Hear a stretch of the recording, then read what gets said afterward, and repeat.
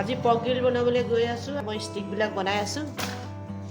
আজি আপোনালোকক দেখুৱাম কিদৰে মই বনাওঁ। আজি আপোনালোকৰ মাজত মই নতুন এটা ৰেচিপি লৈ আহিছোঁ। গাহৰি মাংস কিদৰে গ্ৰিল কৰে তাকে আপোনালোকৰ মাজত দেখাব বিচাৰিছোঁ। এতিয়া মই এইখিনি মেৰিনেট কৰিম। মছলা কি কি পৰিব আপোনালোকে চাব। প্ৰথমে মই নিমখ দিম। ইয়াত মাংস 1.5 কিলো আছে। এই গাহৰি মাংস মছলা দিছোঁ।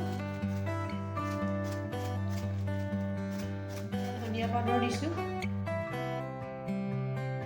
আদা নহৰু পেষ্ট দিছোঁ। আদা নহৰু পেষ্ট 2টা পেকেট দিছোঁ কাৰণ 1.5 কিলো মাংস। গৰম মছলা কালাৰ দি দিছোঁ। চিলি কালাৰ ফুড কালাৰ দি দিছোঁ। সয়া চচ ঢালিছোঁ। এইখিনি মই এতিয়া মেৰিনেট কৰি আছোঁ। আধা ঘণ্টা এইখিনি মই ৰাখি দিম। এতিয়া এইখিনি কৰি পিনে তাৰপিছতে ষ্টিকত ভৰাম, আপোনালোকক দেখাই আছোঁ। এইখিনি হৈ গ'ল। এয়া নেমু ৰস দি আছোঁ। নেমু ৰসটো দিলে খাই বেছি টেষ্টফুল লাগিব কাৰণ কেলে গাহৰি হয়।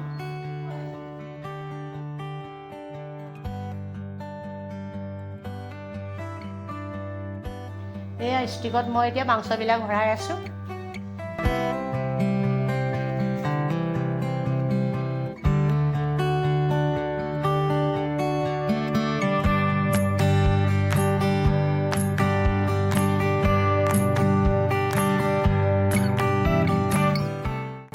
গাহৰিখিনি মই ৰেডি কৰি ল'লোঁ। ষ্টিকত ভৰাই ল'লোঁ। এতিয়া এইখিনি মই গ্ৰিল কৰিম। গ্ৰিল কৰাৰ পিছত আপোনালোকক দেখাই আছোঁ।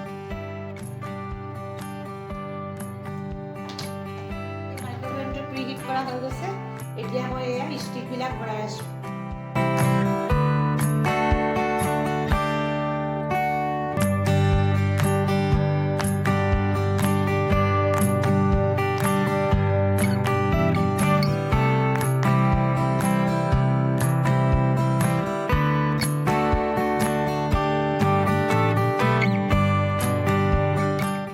এয়া মোৰ মছলাবিলাক ওপৰে ওপৰে দি আছোঁ।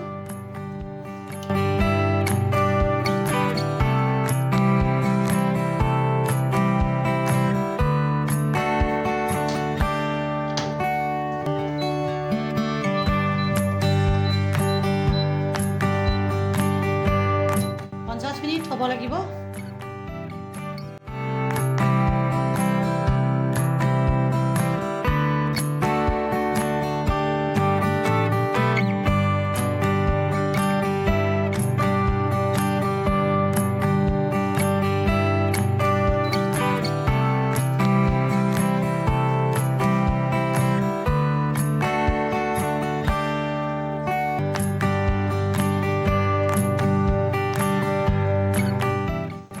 এতিয়া মই ইয়াৰ ওপৰতে অলপ পিঁয়াজ দি দিছোঁ।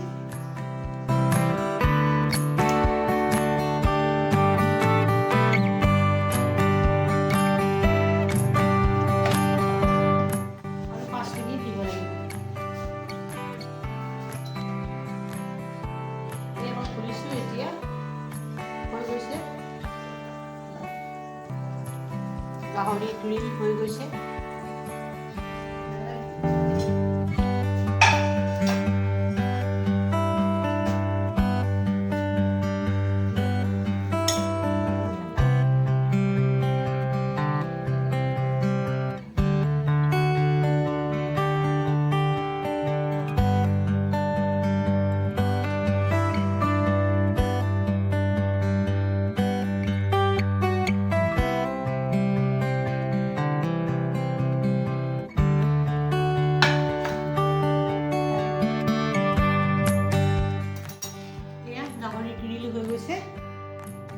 দেখিছে আপোনালোকে কিদৰে মই বনালোঁ।